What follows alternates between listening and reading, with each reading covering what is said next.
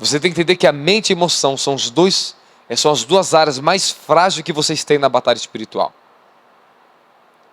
E são as áreas que nós temos que desenvolver muita graça, pelo poder de Cristo, da sua palavra, para suportar esses ataques. Caráter sexual, espírito de luxúria, adultério, perversão, masturbação e fornicação.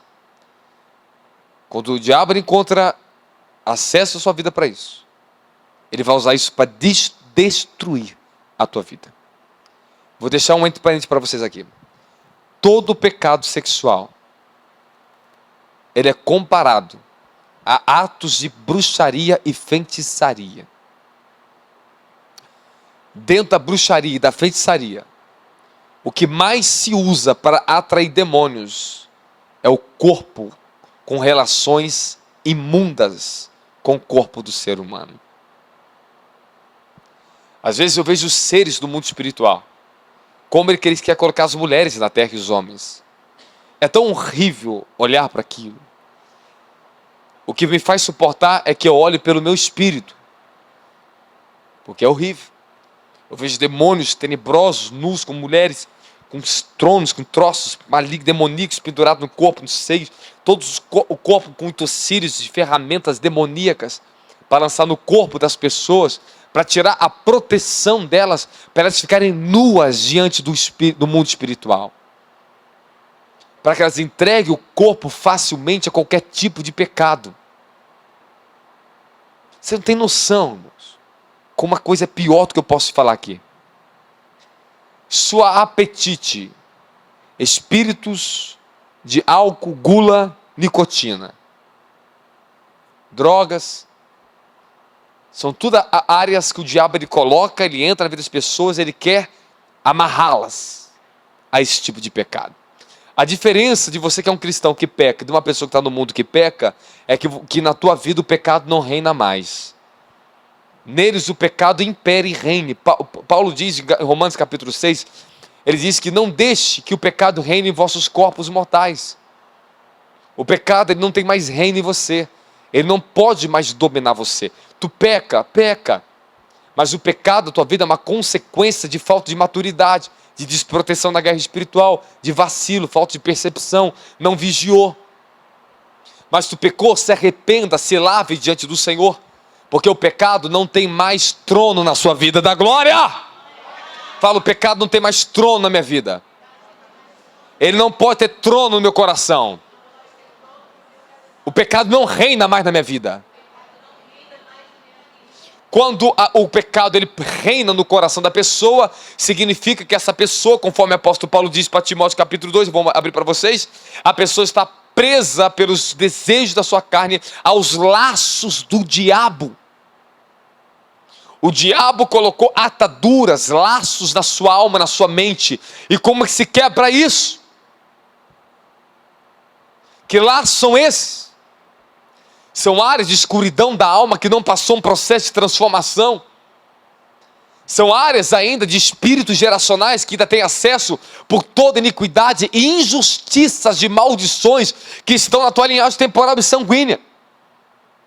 Que elas têm que ser derrubadas e destruídas, sendo declaradas diante de Deus no mundo espiritual, renunciadas, abnegadas, destruídas pelo sangue de Jesus Cristo da glória. Está me entendendo? Amém, amém? Seu corpo, espíritos de enfermidade, doença, dor, cansaço, é a área onde todo ser humano, todos nós podemos ser atacados. Mas existem algumas coisas que temos que aprender a identificar. Esses ataques é geracional? Como é que eu identifico? Oração, revelação. Os profetas podem trazer uma revelação. Deus pode revelar você. Amém? E escute, quando fala do corpo físico, temos que ter muita vigilância com o corpo. Os espíritos, eles gostam de lutar contra a nossa saúde. Somos vulneráveis. Espíritos malignos, eles também usam acessos ao quê? As drogas, medicamentos, também para afetar o nosso corpo. Por isso que você vai ter que usar, você está obrigado a usar, ore Ore sobre isso, quebre o poder do maligno, para não afetar a vida de vocês. Nem todos, irmão, não posso comprar de ninguém isso aqui, não tem como comprar. Eu posso te ensinar a ter fé, a vencer a batalha espiritual contra doenças? Sim, eu posso ensinar. Mas nem todos vão praticar. Será que você vai ter disposição de orar tantas horas por dia em língua? Você vai começar a declarar a palavra de cura na sua vida todos os dias, regularmente, para obter cura? Você vai aprender a fazer isso, aquilo, tudo. Se você colocar em prática, com certeza você vai conseguir uma autocura. Nem sempre o dom de cura, de milagre, está sobre minha vida, seus ministros aqui, vai efetuar na tua vida. Não é suficiente, nem sempre. Isso é totalmente incógnito, nem sempre. Então, você tem que entender que o método correto, mais eficaz, é você aprender a vencer a batalha espiritual na área da saúde, através do que? Declarando a palavra de cura, orando em línguas, pedindo revelação se for alguma iniquidade dos teus pais, bruxaria, porque às vezes é bruxaria, às vezes é feitiçaria, às vezes alguém deixou alguma coisa lá e quem pagou a conta foi você. O débito estava lá aberto e alguém pagou, foi você. Quem está comigo, fala amém. Hoje a hora está rendendo, são 9h30. A chuva já vai passar, já vou liberar vocês, tá? A palavra tá boa para vocês? Tá ou não tá? Sim ou não? Quando eu falo de posicionar na sua identidade, olha para mim. Experiência. Por muitos momentos, minhas emoções elas estavam feridas. As guerras espirituais eram absurdas contra mim. Eu estava ferido. Cansado também. Cansado. Quando eu ensino sobre seminário de batalha espiritual, eu falo sobre os cálculos programáticos do inimigo. As áreas que o inimigo ele usa para cansar as pessoas. Cansaço, que inclui desgastes em batalhas contínuas na mesma área.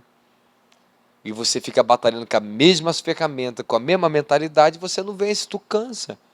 O diabo quer te cansar. Então pare. Você tentou, não está dando certo? Senhor, me revela. Aquieta-te. Vai buscar uma nova revelação, vai buscar uma nova unção, e depois você volta para aquela batalha para você vencer ela. Se não, se você se desgastar demais dentro de uma guerra, e o que mais desgasta as pessoas cristãs que eu conheço, é problemas de família. É o mesmo problema, é sempre o mesmo. Tu já reparou? Sempre o mesmo problema, é verdade, não é? É ou não é? Cara, se você for mais sincero, você vai falar um é bem alto. É ou não é? Que vergonha. Você não tem vergonha disso, não. É hora de você mudar o quadro. Como é que eu mudo o quadro, apóstolo? De situações que é sempre na mesma área, minha guerra. De coisas que eu não consigo vencer. Para você mudar uma coisa, que tem uma fortaleza, algo difícil de ser mudado, você tem que parar e aprende a regrinha da batalha e do crescimento espiritual. Aplique mais tempo de oração, mais tempo de jejum. Busque revelações específicas para identificar quem são os demônios, porque todas as vezes, pega isso aqui agora, pega isso aqui, pega aqui, princípio para vencer o diabo. Todas as vezes que você identifica o nome e quem é o espírito, ou o tipo de espírito, porque às vezes é um espírito de perversão, um espírito de destruição, é um espírito de maldição, vocês concordam comigo? Quando você identifica qual é o tipo de espírito, quem é o espírito, e você viu isso no mundo espiritual, ou alguém foi usado para falar para você, porque às vezes você não consegue ver por conta própria, Deus vai usar os profetas, mas o correto é você ver, a guerra está na tua casa, então você vai ter sonhos proféticos vão vir, visões, você vai ver, então você conseguiu identificar.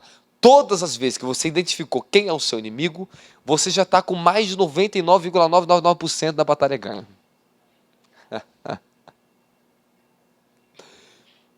Posso continuar? Outro ponto. Quando a batalha espiritual, ela é um campo aberto para você, olha para mim, ao ponto de você ver o diabo, sentir a sua presença maligna. Quem já sentiu alguma coisa ruim sendo tocada na tua vida? Quem já sentiu? Todo mundo, né? Quando você vê e algo está continuamente aparecendo para você, te perturbando, e o inimigo mostra a cara, esse não é o maior poder do inimigo. Esta é a última atacada dele contra você. O maior poder do inimigo é estar em oculto. Os inimigos mais poderosos são os que eu mais vejo. São os mais ocultos. São aqueles que não quer que você perceba eles. Se vocês forem na Europa, tem uma coisa engraçada lá. É tudo silencioso. Está tudo em paz. Parece que não tem problema nenhum.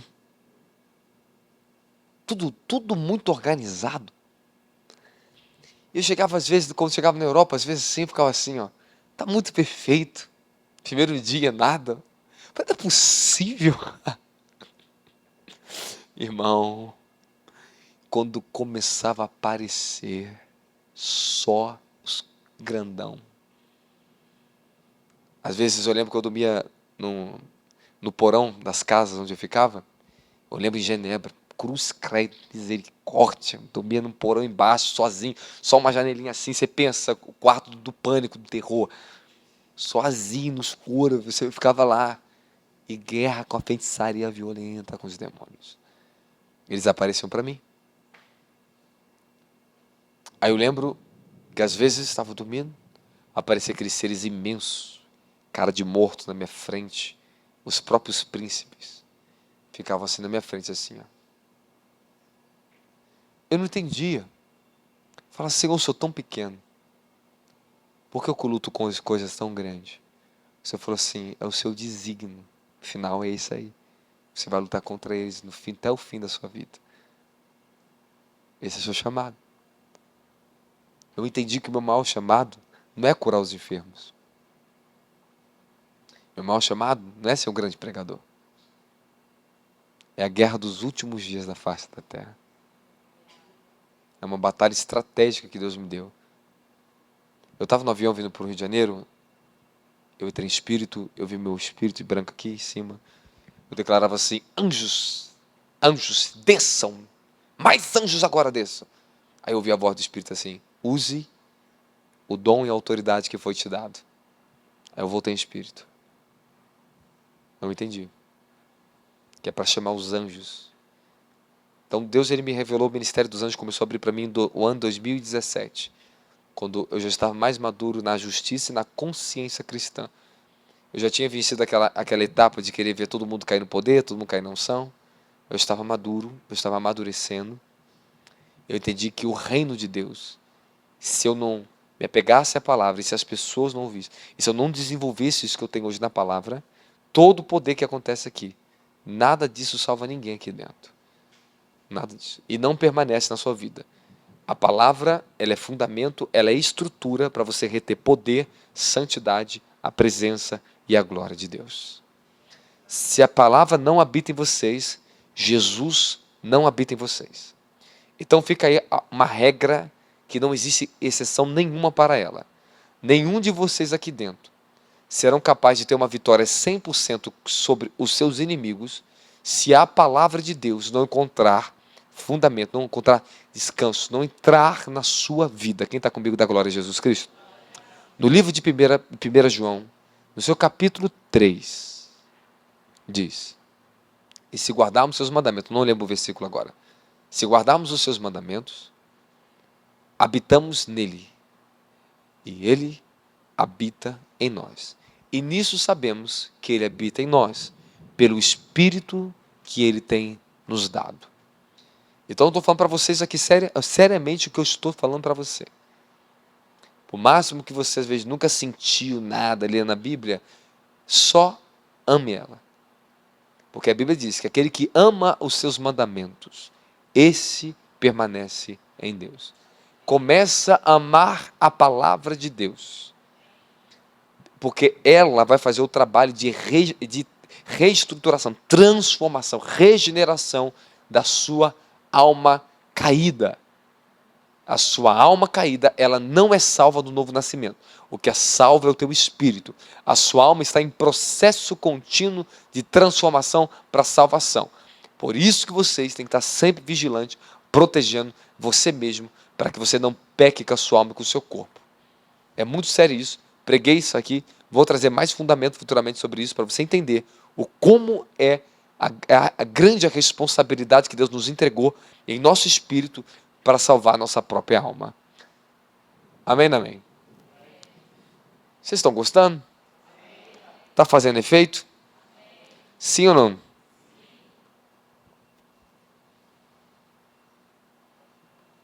Bom, laços. Laços de iniquidade. Coloca na versão Almeida para mim. Abre livro de Atos. Já vou finalizar, tá? Vou ser bem pontual aqui para vocês.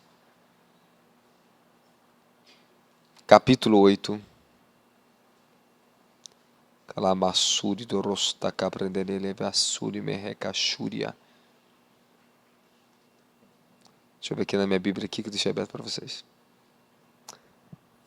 Versículo 23. Leiam comigo. Pois vejo que estás em fel de amargura e em laço.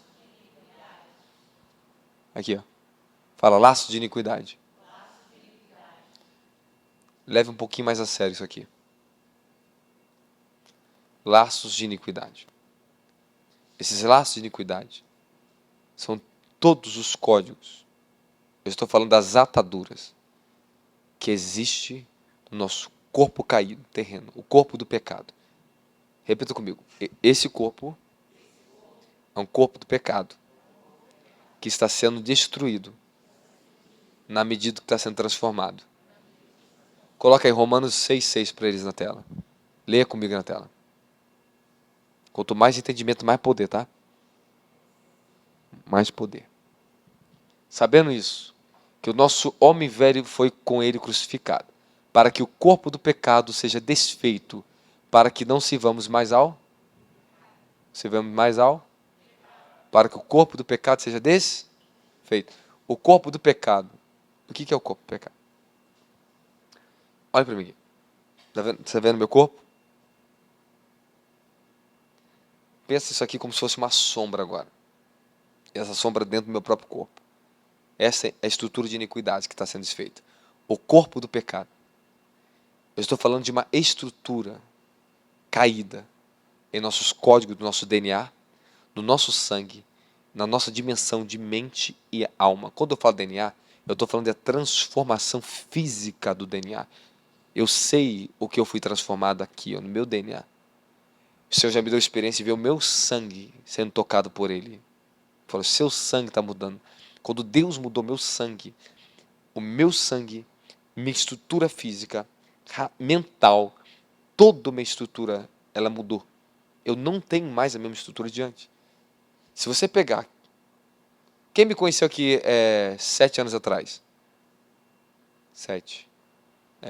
5 anos atrás, no mínimo. Acho que 5 anos atrás. Você me olha hoje, é a mesma pessoa? Fisicamente? A mesma aparência? Não é. Porque eu tive uma experiência de uma transformação física. Apóstolo, podemos ter mais isso? Pode. Você quer ver? Vou te falar um negócio que você vai ficar louco para ir para o monte. Fala, oração. Oração não se torna só uma decisão, só uma prática da sua mente, do seu coração. A oração, ela vai estar no seu DNA. Quando você passa a orar dia e noite num ambiente de oração, que é o monte, conosco, isso vai acoplar no seu corpo, no seu sangue. Muda os seus cromossomos. Vou te explicar na própria ciência, e é o que aconteceu comigo. Segundo a própria ciência, todo o ambiente que você começa a viver, ele muda a estrutura molecular do seu DNA, dos seus cromossomos. O tipo de comida que você come, a água que você bebe, o ambiente que você vive, ele muda a sua estrutura do DNA. Consequentemente, se o teu DNA está mudando, teu corpo está sendo formatado de acordo com aquilo que é o seu DNA.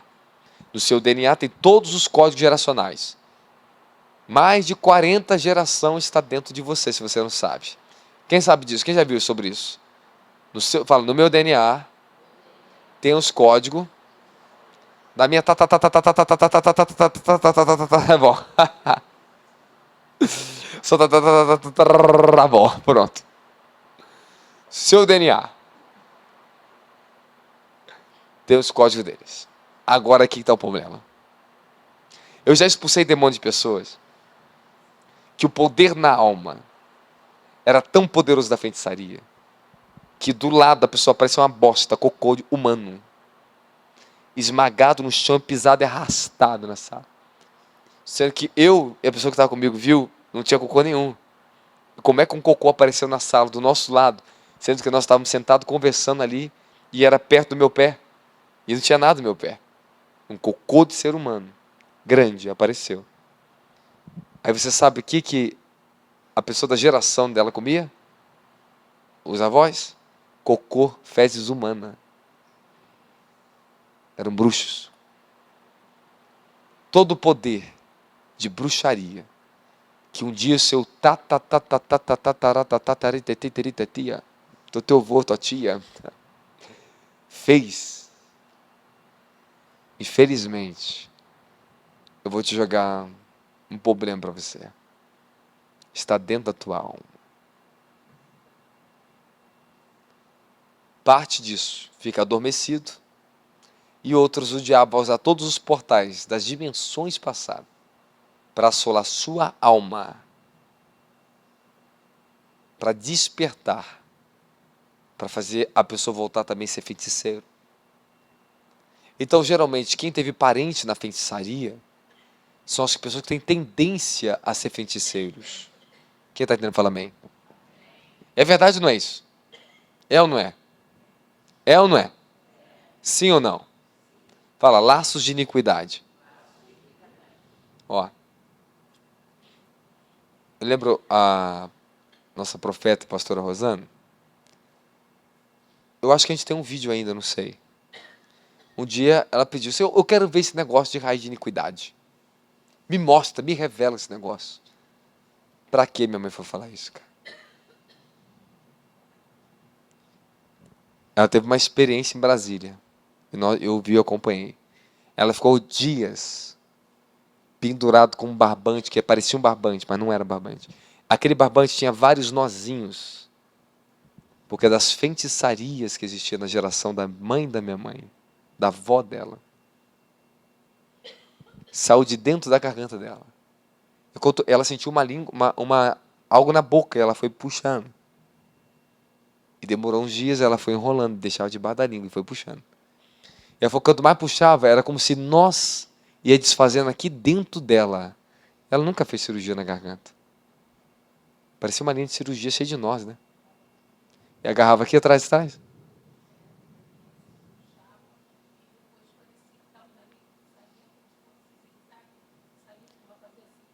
Aí saía como zigue-zague. Ela falou que sentia saindo daqui, depois saía com zigue-zague. Cada nó como se soltasse nós. E a linha ficou, depois que ela conseguiu tirar, ficou preta.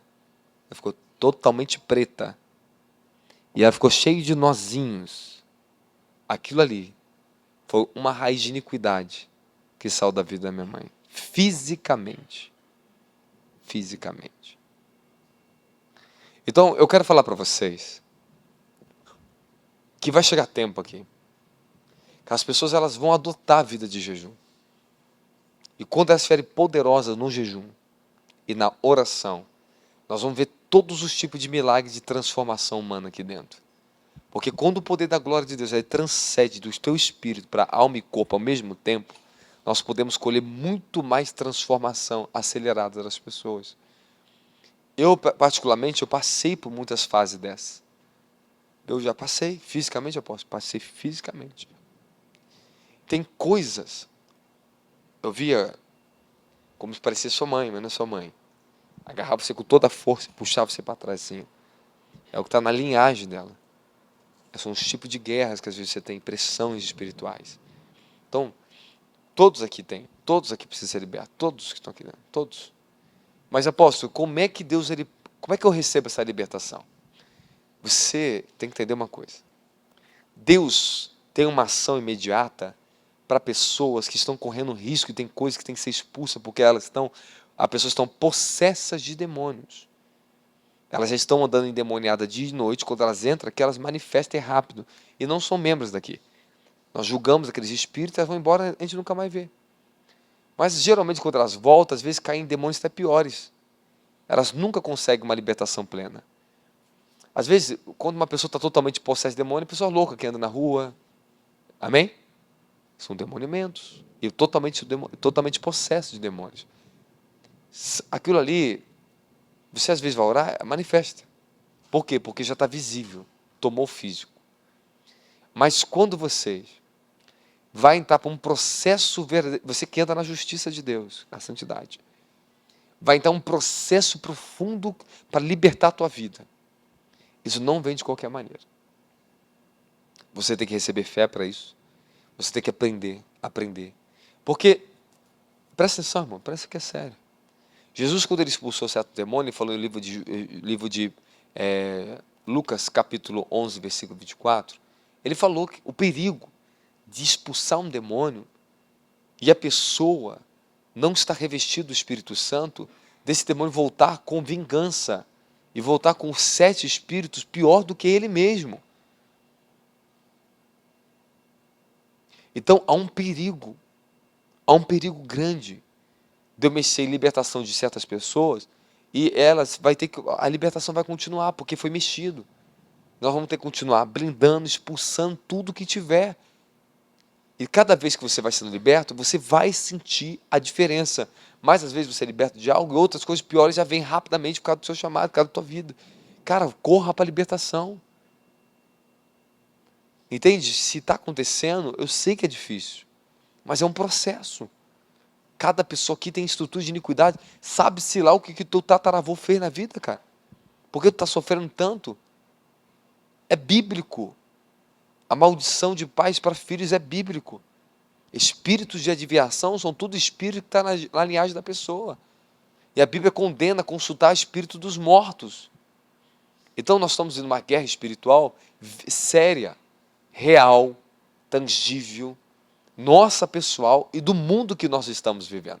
Então vocês têm a guerra pessoal de vocês, da geração de vocês, mais a guerra desse mundo. É difícil isso, né? É verdade, não é? É ou não é? É ou não é?